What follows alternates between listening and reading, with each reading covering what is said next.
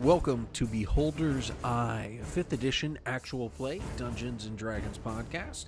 Thank you for joining us. My name is Alex, and I'll be your host and dungeon master. Joining me, as always, is... Magnar Skullgrim, Goliath Sorcerer.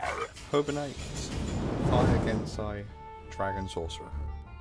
Margraine Silverbeard, Dwarf Paladin.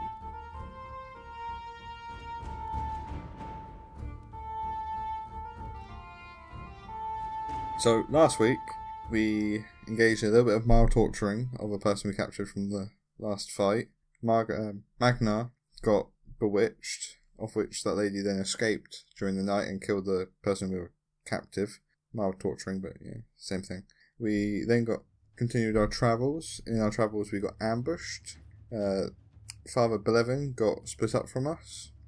As we retained the last guy, he got an arrow through the head from some red demons, and that is where we left off. All right, so Magnar, you see that final Soul Green soldier get that arrow through his head. He falls to the ground, not even screaming as the life's taken from him. You turn over your shoulder, and you see 4 of those demon soldiers that you encountered in that old temple coming towards you, their bows drawn, and it is your turn. How close are they? They're going to be about 30 feet away. Okay, so I can get up to them. Yep, I'm just going to charge and swing at one. I think I'm still raging from last time, so... Yes. If not, I'll just rage again. I got an extra one this time. All right, Witch Bolt. 23 to hit. All right, so you swing your Warhammer, and it definitely connects. What's your damage? So 9 damage, but then Divine Fury emits from me. So 16 damage. All right, so that purple force, once again, emits from the Warhammer, encompasses the soldier, and it screams, going to the ground, dead. All right. Coming from the forest around you guys, coming through the very heavy snow that's starting to fall, and it's mixing with a little rain, becoming this freezing sleet, you hear the forest starting to crash. Heavy footsteps, and you hear a couple of screams from all around you. It looks like the red skin of these soldiers, these creatures are standing a couple of feet taller than you are, Magnar, so about 10 feet tall. They're very large. Their skin is completely red. It looks like it's also kind of armored in and of itself, very tough. They're carrying some very ornate, but of a make you haven't seen before, kind of maces that are jeweled, but with they're jeweled, but also carry some kind of like spikes in them, as well as broken glass jutting all around the outside. And they are coming on the other side. So actually, from the other side of the forest, they're coming out toward where you are at this point, Hibonite. And one comes in screaming and swinging this mace at you. Does a 25 hit? Just about.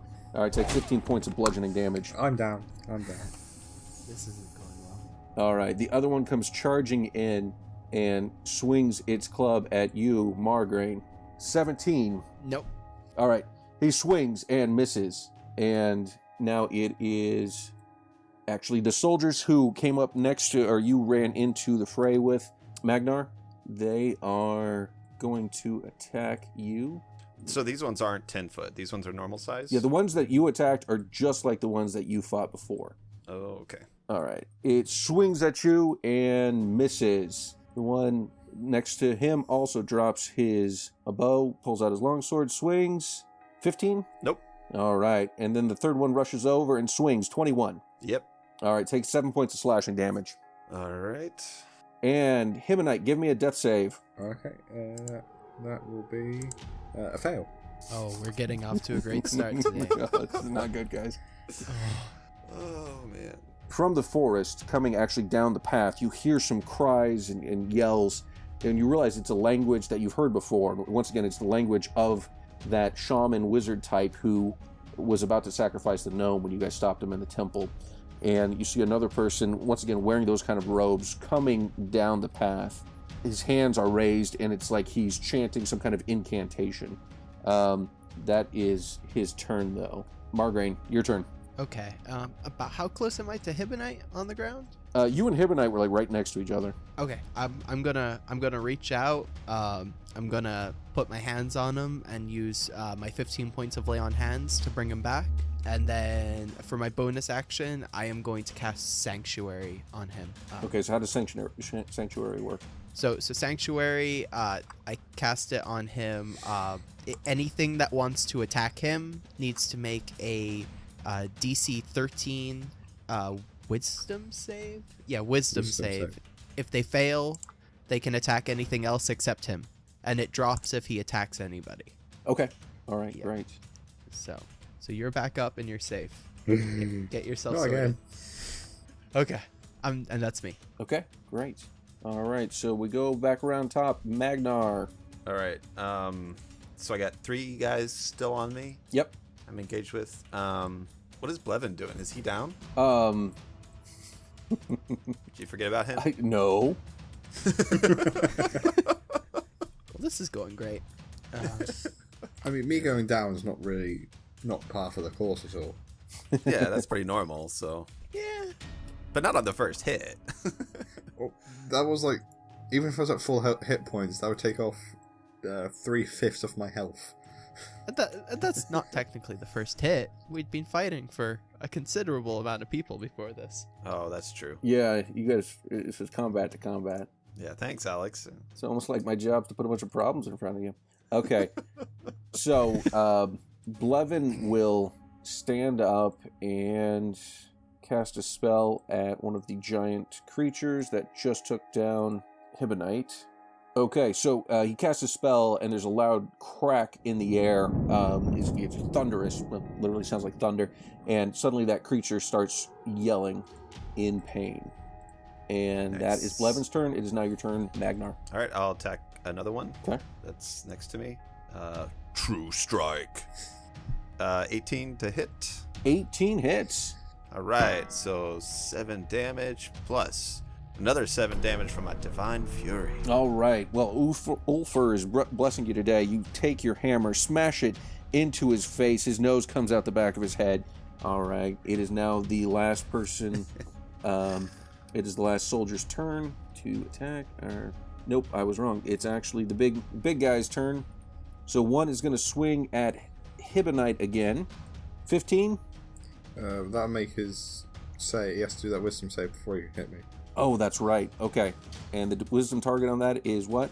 13. Okay, so he fails that, and that means he has to...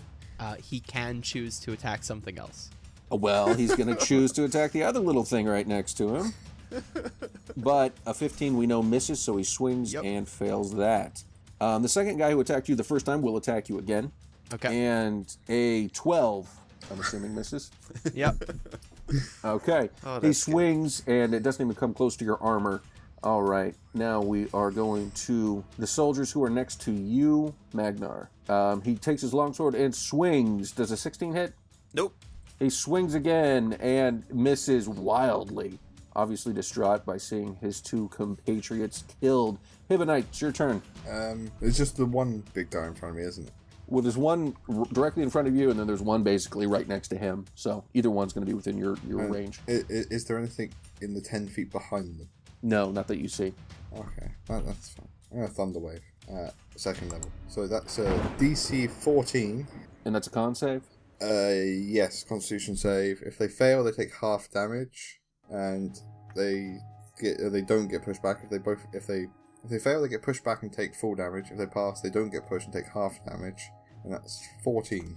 So Right, and I rolled a 13. Sorry, 15. Oh, you're next to me, Sam. You won't be here. yeah, you wouldn't be hit, Sam. You're next to him. Oh, okay. You're shoulder to shoulder next to him, so essentially. I mean, he's Got it. casting this from the ground, but yeah, you're fine. Okay, cool. It's 15 damage in total. Okay, they both fail, They so... get pushed 10 feet away, and they take 15 damage. Okay, And I will then get up. There we go. okay. All right. The shaman then starts speaking his mystical, magical language Is it Abyss? in Abyssal. And you know he's just casting a spell calling upon Murat Hall for power. And a bolt of fire goes flying past your head, Hibonite, That's good. and in between you and Margraine. And that's its turn. I wonder if this guy has a book in his chest as well. Well, let's find out. Working nice for my collection. All right, it is your turn, Margraine. Okay. So whichever guy is closest to me, well, the big guy's close to me, right? Yeah, I'm gonna swing at him with my warhammer. do it. Well, he'll be 10 feet away from you. Does a 14 hit him? Oh, yeah, so are you running up to him? Yeah, I'm running up. Okay. Yeah, a 14 hits him. Okay, for Good. 11 bludgeoning damage. Nice. Okay, so that guy takes the blow in stride, but he's still up. It definitely hurt him, but he's still standing. Yeah, and that's me. There's nothing else I can do. Okay, so then we go to Mr. Blevin, and so Blevin runs up to the shaman with his mace, swings, and brings it down on him. The shaman yells out in pain, but is clearly not that hurt. So it is now your turn, Magnar. You've got one person standing in front of you. All right. So here we go. True strike. 24 to hit. Oh, yeah. So 12 damage there, and then purple power, another 2. 14 damage total. Okay, so you bring your warhammer down on him, and with the fury from Ulfur, it encompasses it in that purple magic again, and it slices through the soldier like it's made of butter. You cut him from tip to tail, and he goes down. All right. So now I'll use whatever movement I can to get to the giants, the giant ones, the large demon, 10 feet ones. Okay, you can get about halfway there. You'll be able to make it there your next turn. Okay. Oh well, how close is the shaman? Actually. Oh, the shaman's in between, so you can. Blevin's already Oh. on top of him, hitting him. But you can hit him again.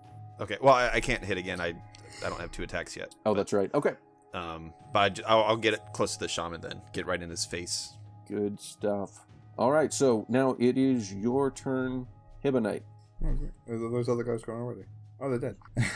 How many more can I see? 4, wasn't it? No, you can see the shaman who is right behind you, who just threw the firebolt between you and Margraine, and then you've got the 2 giant guys, one on your left who Margraine just engaged with, ran up to and attacked, and the other guy's directly in front of you, and he's 10 feet away. That works perfectly. That's just the right number for a magic missile. So that would be 2 of them take 7, 1 takes 5. One of the 7s I want on the shaman.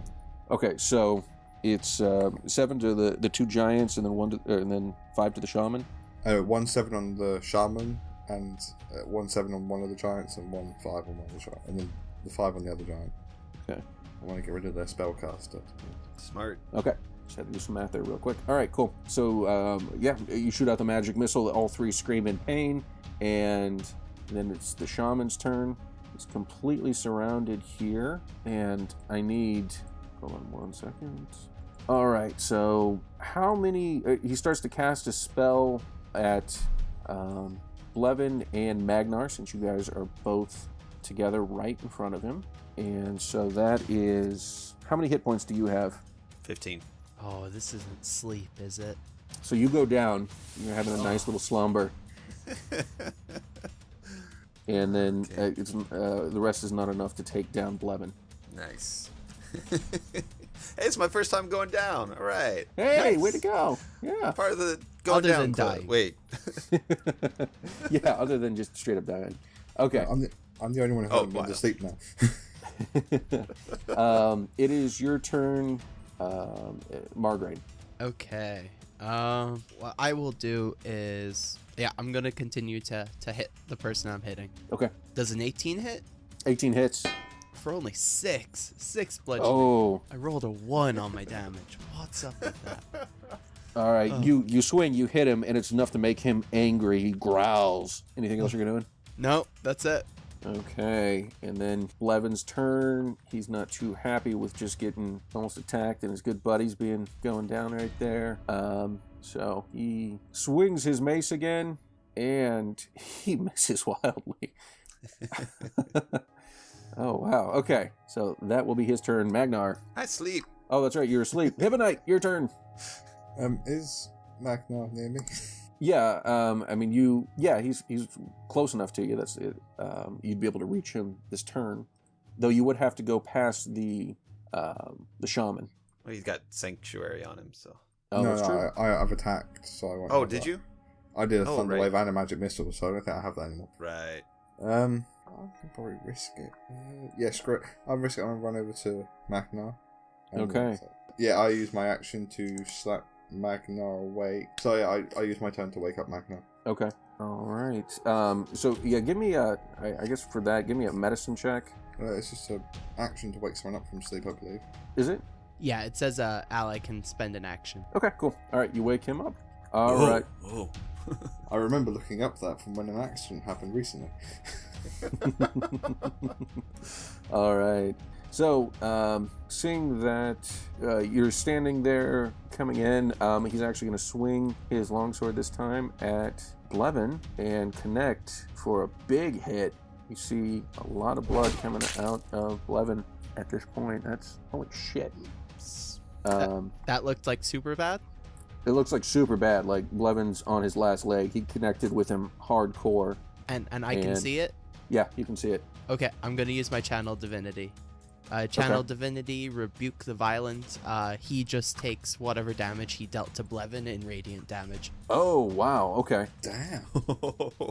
Very nice. All right, so you cast that spell, and Saint Eligius shines his divine light, as does Theos. The blood that seemed to be coming out of Blevin, he heals up almost instantaneously as it's happening, and you see the sword actually driving through the shaman's own chest, coming out the back. As he's pushing it into Blevin's chest, it's coming out the back of, or coming out his own back, and he falls down dead. Yes. Oh, that's awesome. That was awesome, Sam. That's awesome. I love that. Wow. Much better than being able to talk to people. Yep. So, the giant demon soldier swings at Margraine, and he misses big time. Brings his club down right next to you. The ground shakes, and a bunch of dirt pops up, so you know it would have been a bad one had it connected. Luckily, it did not. Nice. All right, now it's your turn, Margraine. Okay. Yeah, I will hit him. Okay. That's what I'm gonna do. Oh, 22. I'm assuming that hits. Oh, yeah, it does. Okay, for 13 bludgeoning. Oh, you hit him. Nice. You hit him so hard that it's clear he has internal bleeding. He's bleeding out his ears, his nose, his mouth. But he is still standing. Awesome. Okay. That's me done. Okay. And then Blevin will run up to join his paladin buddy and swing with his mace, which he's not good with today, and misses. All right, it is your turn, Magnar. All right. Let's see. Okay. So there's just one giant guy? Or No, two? There's two. There's two. Okay. Whichever one looks the worst hurt, I'm going to attack that one. All right, that's the one that both Margraine and Blevin have ganged up on. Okay. All right, here we go. Witch Bolt. Oh, critical hit. Nice. So that's only 10 damage on that, but plus Divine Fury, another 6, so 16 damage. Okay, and you run up, jump onto the giant's chest, and bring your warhammer down on top of his head, caving it in, and the body falls down, and you just land on top of it, standing glorious. All right. Hibonite, your turn. And that leaves just one left, correct? That's one left, yeah, and he screams out in rage, seeing that his companions are all dead. I am going to magic missile him. For all three of them, and that'll be 7 points of damage. One away from the physically worst. Actually, no. I'm gonna spend a sorcery point to reroll that. I'm gonna spend a sorcery point to reroll that damage. Okay. 12 points of damage. That's a bit better. Okay, and you, in the middle of casting your spell, you realize it's a little off, so you change up the incantation. The spell fires off, and he explodes, or the magic missile explodes into him. He screams and dies. There's exactly 12 points of life left there. So Nice. Oh, that's good. I think we should. So we should that's make done, caps now. right? Yeah. That is I think done. so. Yeah. That's it. Oh, we made it out. Okay. yeah, you Oh guys thought my that was gonna be a gosh. lot worse, didn't you? Oh, Yeah. wow. It could have when been. you do 15 points of damage to one guy in the first hit, yeah. Yeah. Well, if they had kind of connected, it would have been bad. Yeah, but they just couldn't. Yeah. Okay, so Oh, man. The rebuke the violent worked out well. that was awesome. That was awesome. That is fantastic. Okay, so you guys are all bloody and beaten. You've gone through 2 combats in a very short period of time. The snow was starting to come down very heavily at this point. Like I said, it's mixing with rain at this point, kind of becoming. It's not quite freezing rain yet, but it's that nice sleet it just chills you to the bone. It's making all your clothes extremely heavy. It's just incredibly uncomfortable. Yeah. Magnar looks fine. Okay. Well, because he has the mountain-born coldness. Ooh. So, like, coldness doesn't affect him. So I have 2 heat sources in my hands, so... Right. Okay, so I'm Cole. Well, we do need to find camp or Blevin's something. chilly as well. Okay, that's good. At least I got a friend who can be cold with me.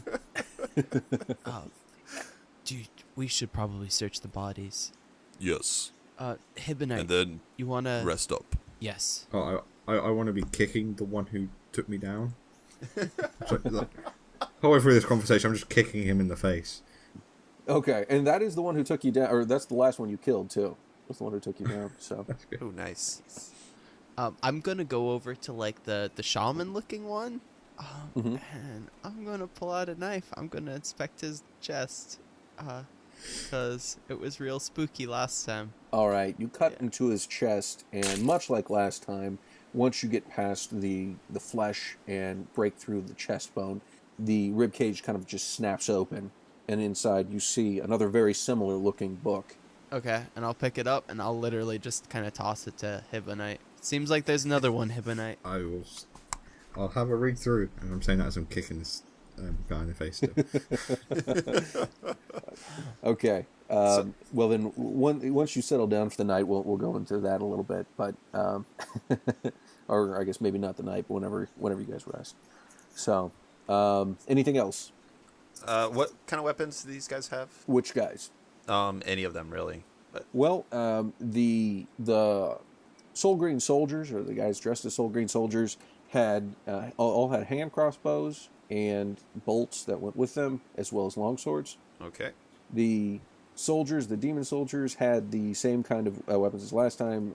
They have long bows and they carry long swords as well. There's no physical difference between the two, or mechanical difference. They're a little bit more innate. They're obviously of a more alien craft than anything else. Are there that you've any seen. more of those like strange marbled coins we found last time? Yes, yeah, there are. Between all of them, you found about 17 coins total. 17. Okay. And among the Soul Green soldiers, you find about 25 silver. Not about, you find 25 silver. Okay. Do you want me to put that in the party funds, guys? Yeah, that's fine. Okay. Yeah, that's good. Cool. I'm going to take one of those hand crossbows. Okay.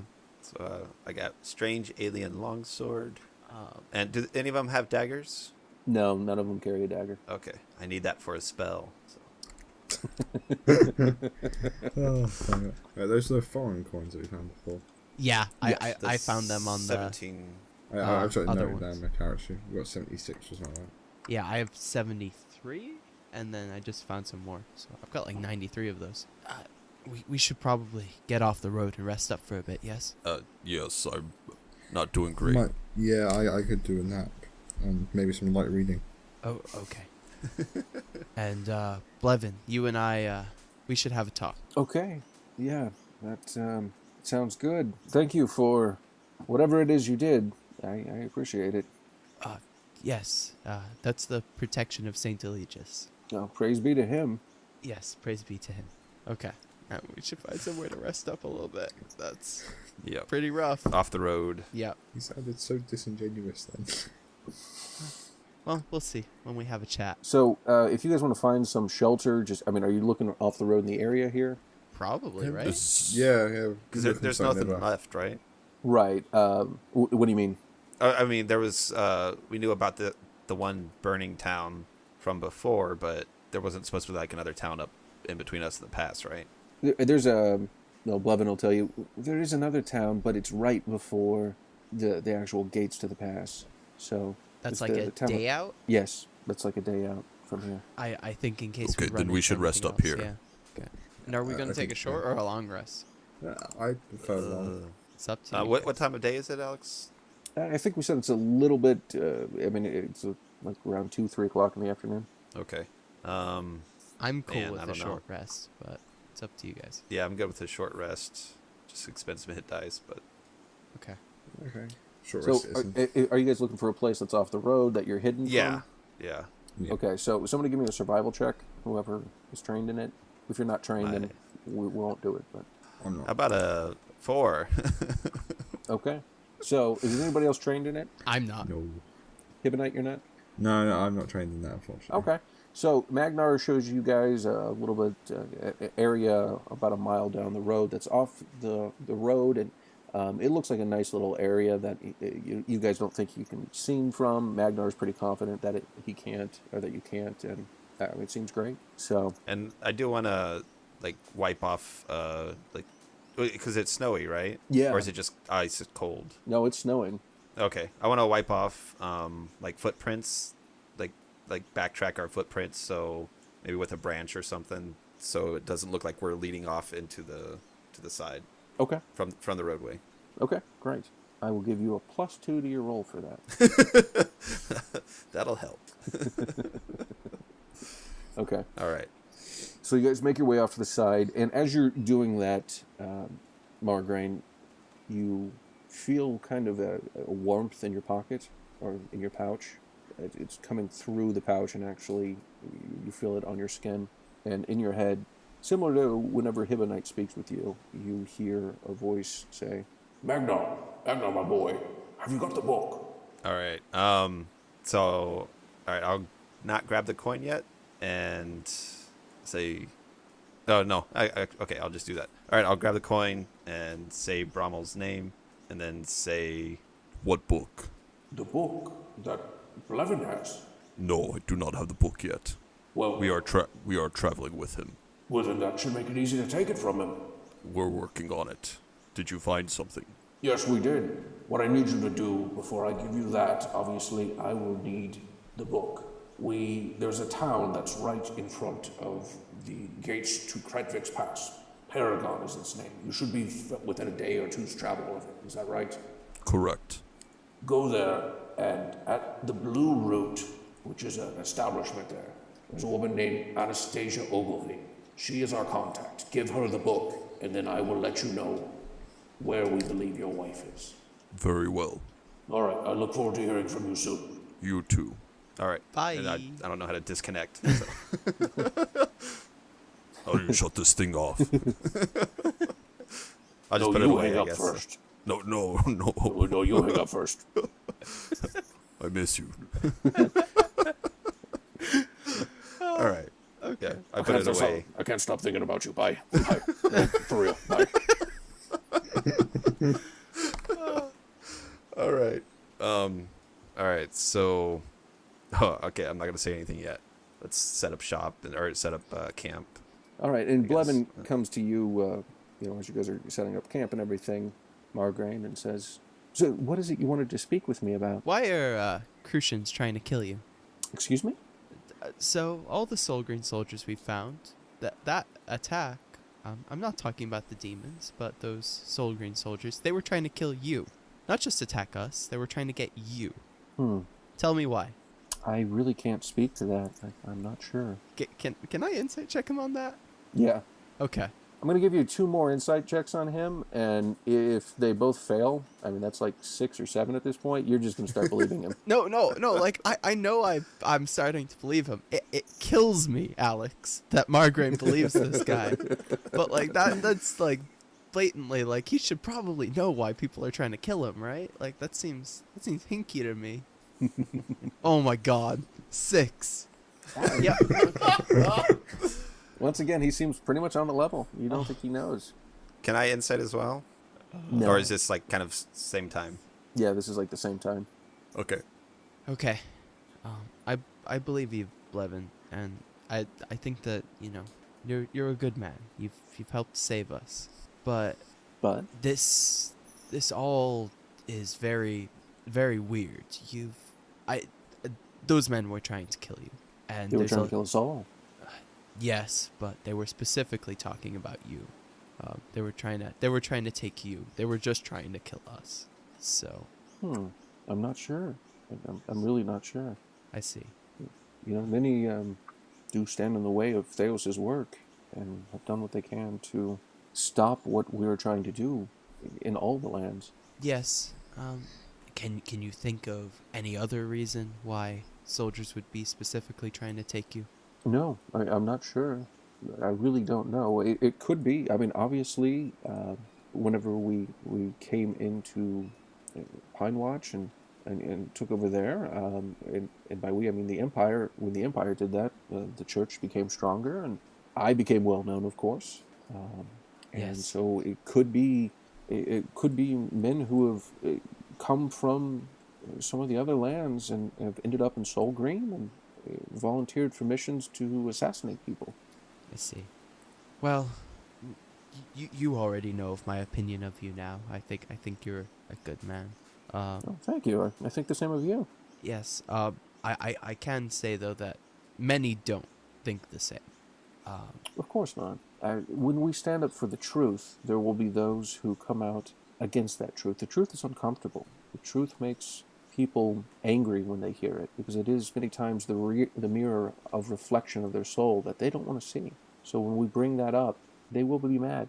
And I've come to accept that. I've been attacked before. You've been attacked before, it seems. Yes. It is a burden we must carry. Yes, it is, but, you know, it doesn't seem like the words of hatred that I hear from some people. People just distrust you. I've personally been warned against trusting you. That seems to catch his attention. Yeah. He says, oh, really? Yes. It was part of the reason why I sought you out to travel with you. I wanted to get a measure of you while we were on the road. And how do I measure up? You have defied all expectations I had of you. Well, I'll take that as a good thing. Yes.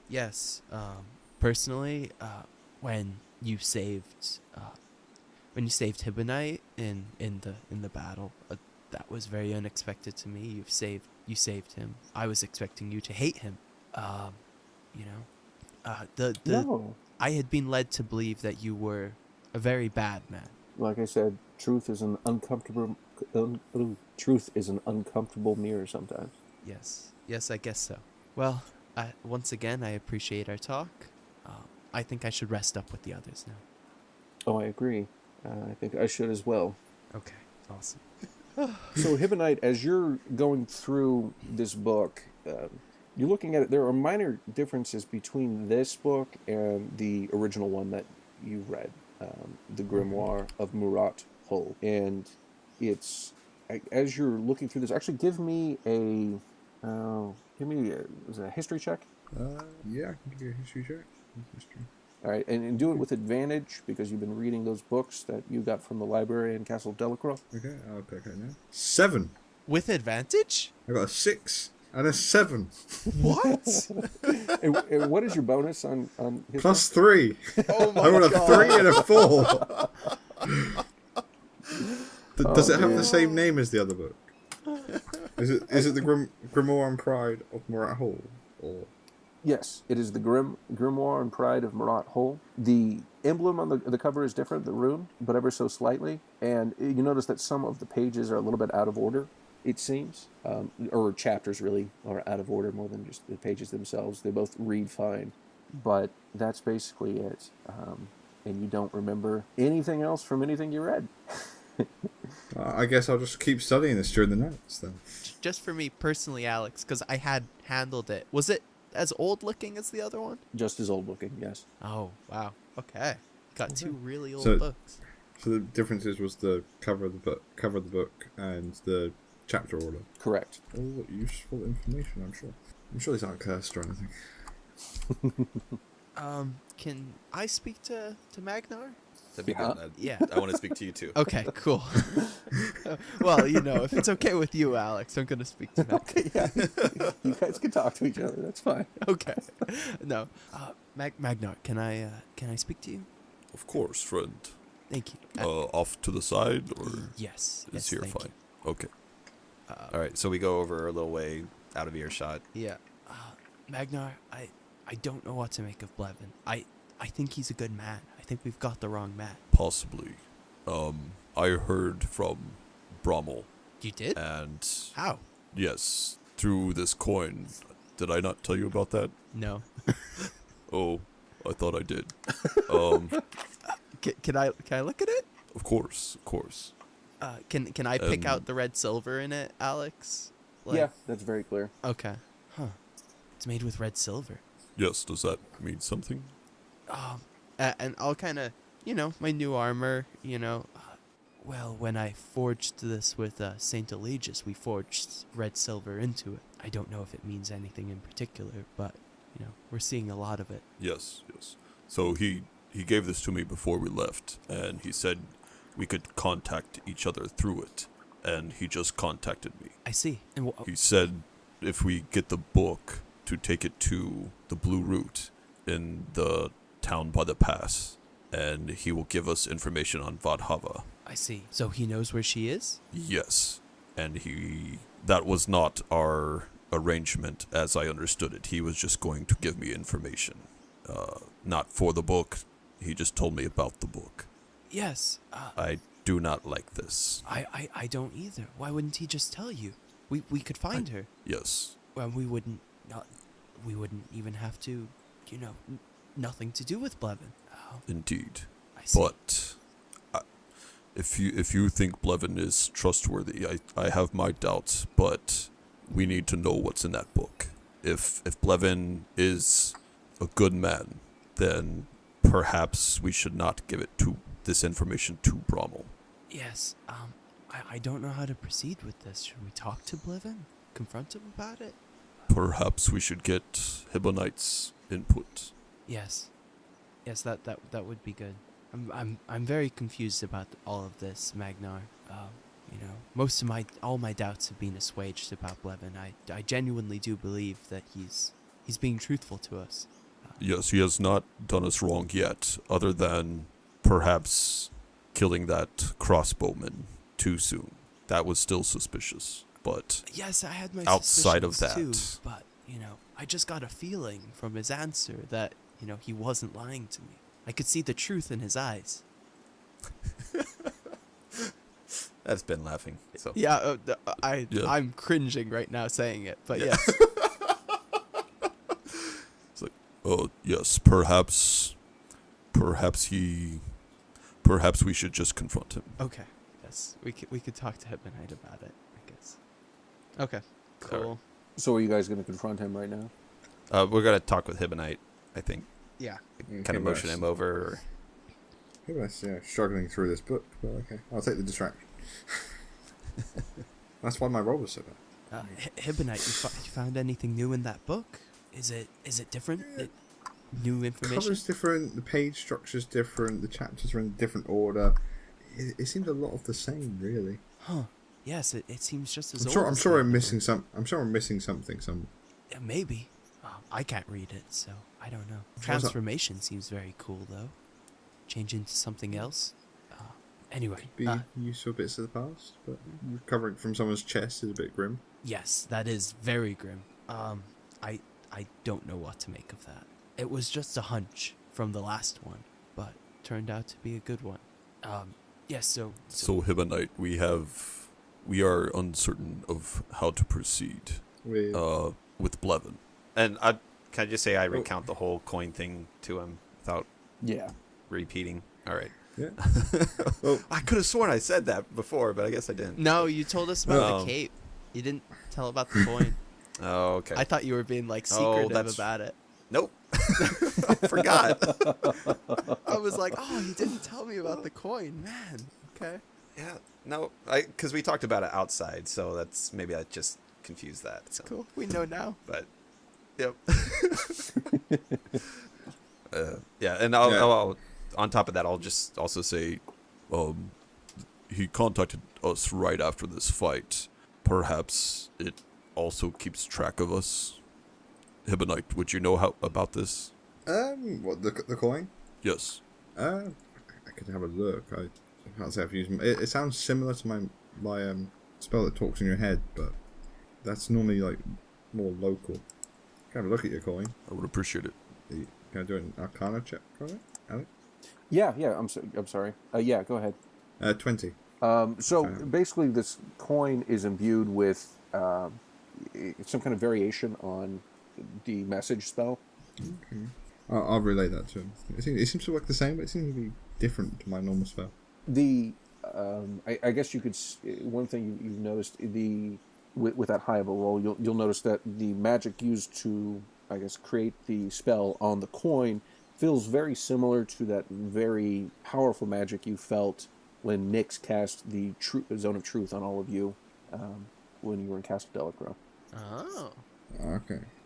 So like a radiant sort of magic. Well, it's just extremely powerful. It's like it's turned up to 11. Maybe Hibonite's girlfriend enchanted it for him, huh? Yeah, I didn't talk to her before we left the castle, so I'm hoping she's not, vengeful.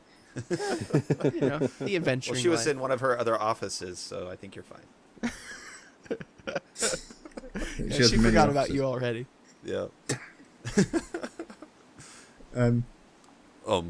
But so as far as Blevin, well, I I'm want to. I'm kind of glad you guys talked me out of killing him when we first started, because he seems like a good guy. He saved my life. Yes. A couple times, if I remember right. Yeah, a few times. So I'm willing to trust him, to be honest. I'm not sure what you heard. I only heard a little bit from you guys, but yeah. Yes. He seems trustworthy to me. I'm willing to give him the benefit of the doubt at the very least. Yes, I as well. But we still need to figure out why Bramwell needs that book so much. Should we just talk to him, confront him about it? I think so. We could just ask him. I could ask him about his book. I can be persuasive. Yes, you can. Okay, I'll turn around and go over to Blevin. Oh my goodness. Would I have already got we'll my go. short rest in, Alex? No. No? The only one who's gotten a short rest in is Hibonite at this point. Okay. It's a good thing I don't really benefit anything from these short rests, apart from a few hit points. Oh, Margaret, you trust him, but I don't. Blevin's gonna kill me. Or us. So I'm going to go over to Blevin, and what's Blevin doing? Blevin is sitting there. He's got his cloak over his head, trying to protect himself from this kind of sleet, rain, snow mixture. And you hear him just, it sounds like he's doing a little prayer or chant to Theos. Blevin, Yes. How are you, my friend? do you have a minute, or are you going to sleep? Well, I was planning on sleeping here in a second, but no, yeah. Well, I just wanted to thank you for saving me a few times, and I want to say sorry for the dinner, where I was a bit affront to you. Not a problem at all. Margraine's explained to me that... a small child in the town we went to was quite adamant you were fire and brimstone against other peoples and magic users. But you seem on the level. Well, I try to be. I want to be as open as possible and as helpful as I can to as many people. And you... I'm sorry, go ahead. No, you sir. You first, sir. So, how did you learn magic? It's just been a family trait, really. I mean, a lot of people from where I am use magic a lot. It's kind of just a village thing. Interesting. And Can we short rest while they're talking? yeah, you guys can short rest while they're talking. I'm sorry. Your book, you're very protected. Is that your prayer book, your religious book? Well, no, actually, this is just a book of notes I have. You just seem really protective, and I would like to learn more your guys' gods, so if I could borrow it. Do you have a religious book I could borrow? Well, I do.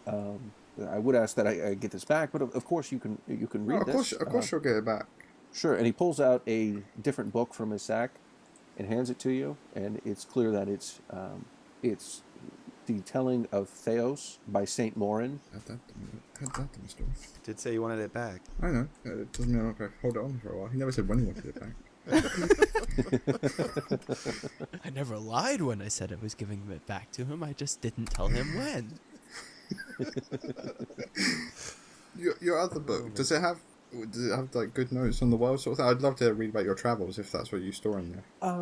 Well, maybe I'll publish it someday, but it is just notes and observations I've had.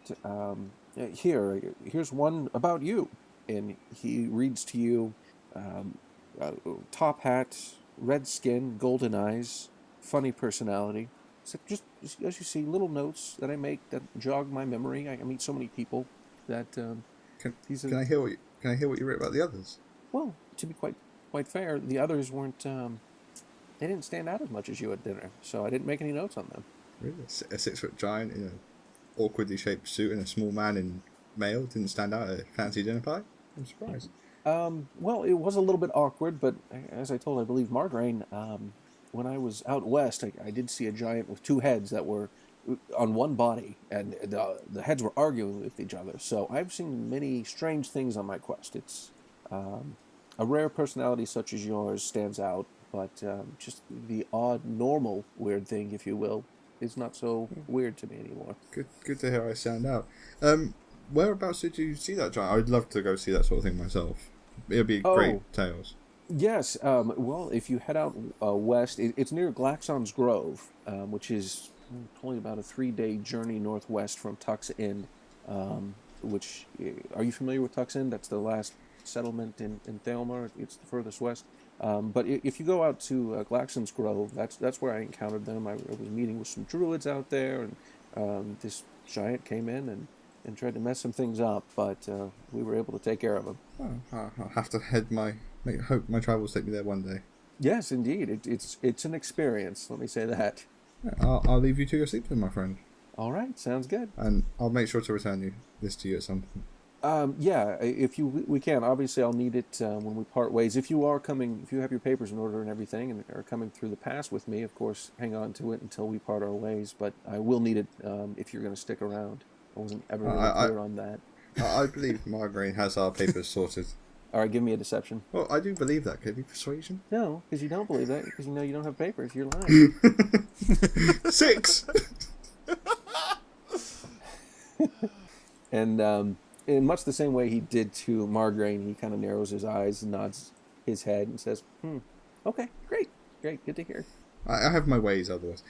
I'm going to get some sleep and have a look through this. All right. You guys are resting up, sitting there, and, hidden very well. And coming through the brush and the bramble, it's a noise you guys missed at first because of the sound of the rain.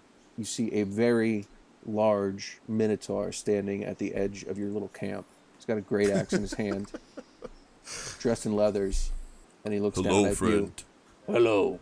And we'll call it there. Thanks for listening to episode 14 of Beholder's Eye Book Club. If you're interested in some behind-the-scenes goings-on, you'll notice I experimented a little bit with this episode. I said you can do X skill if you're trained in it, which is something I hadn't tried before, but I thought about it and figured we'd play with it. But after discussing it with some of the crew, specifically Ben, I came to realize that one of the reasons there are just so few skills in 5e as opposed to some of the previous editions is that everyone's kind of got the basic trainings in it. That's why everyone can do everything. Skills are basically just a subset of ability scores, so it doesn't make a lot of sense for it to be just somebody who's proficient in it. And I agree with that, and I think that's the correct way to do it, and also it just makes it a little bit more fun since skills aren't the same kind of thing that they used to be in previous editions. So just an example of what you can do. I recommend that, if the GM in your game is including anything that may be a little more of a house rule sort of thing, like I tried, and it's not working for you, go ahead and reach out to them. Let them know, hey, this isn't something that I'm enjoying, and talk with them about it. And, you should have a good outcome from that kind of thing. Be sure to check us out on Twitter at @I_beholders and our website, beholdersicast.com. There you can see character portraits and listen to Margraine's journal. Please subscribe and review us on Apple Podcasts, Stitcher, Google Play, or whatever podcast app you use. It really helps us out. We appreciate all the support we can get, so thank you very much. Music provided by INCOMPETECH, Stormfront, Curse of the Scarab, and Our Journey Begins by Kevin MacLeod. Licensed under Creative Commons by Attribution 3.0 license. CreativeCommons.org. Sound effects by Zapsplat.com. All editing for this episode is done by Sam Kinneary. Thanks, and may the odds be ever in your favor. We'll see you next week.